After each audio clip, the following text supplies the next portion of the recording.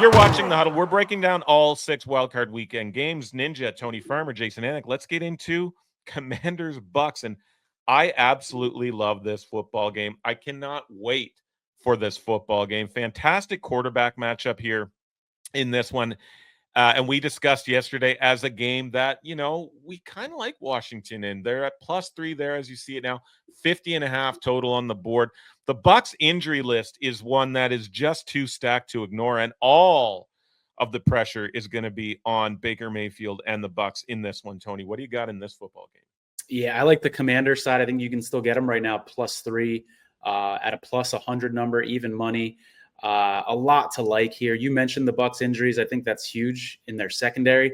I think there's some people out there who are maybe a little shy about betting the Commanders because the Bucks smoked them in week 1. But you got to remember that was without Lattimore, and he may play in this one.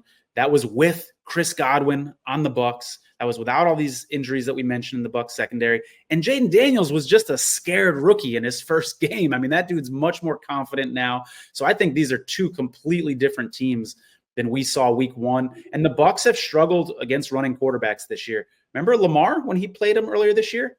5 touchdown passes and 52 yards on the ground on 9 carries. Bo Nix, 47 rush yards and a touchdown on the ground. I think this could be a coming out party for Jayden Daniels here. I'll get to Jay's pick here in a second, but that segues perfectly into my pick here. And I mean, I'm on Jayden Daniels, anytime touchdown. It's anywhere from +150 to +200 as we sit here on Tuesday afternoon.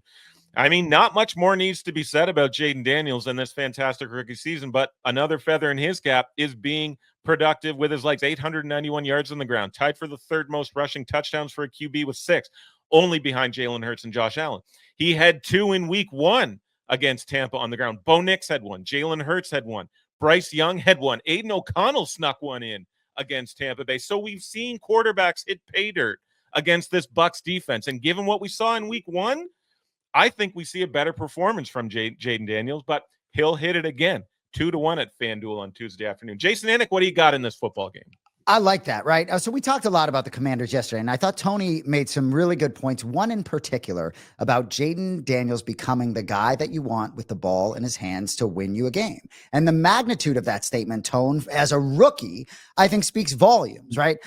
From a Tampa side, I didn't like what I saw last week. It wouldn't surprise me necessarily if Tampa played their best game and won, but I like the Commanders +3 here as well. Seeing some juice there, -105 at BetMGM, even money we just put up on the screen. But I do think perhaps Tampa underestimated the Saints, and Todd Bowles will light them up, although I don't really like the idea of Todd Bowles lighting anyone up. But I'm sure Mike Evans is in there being like, guys, forget the record. I'll trade all those 1,000-yard seasons for another ring. So it's not going to shock me if Tampa Bay shows out here. But I love Washington, and we talked about it. November, they lost their last 3 games. They won all their games in December. I just like the momentum going into the postseason, and I like this sort of familiarity. They got us week 1. We get the revenge here. I'm going to be looking at the Commanders' money line as the week goes on.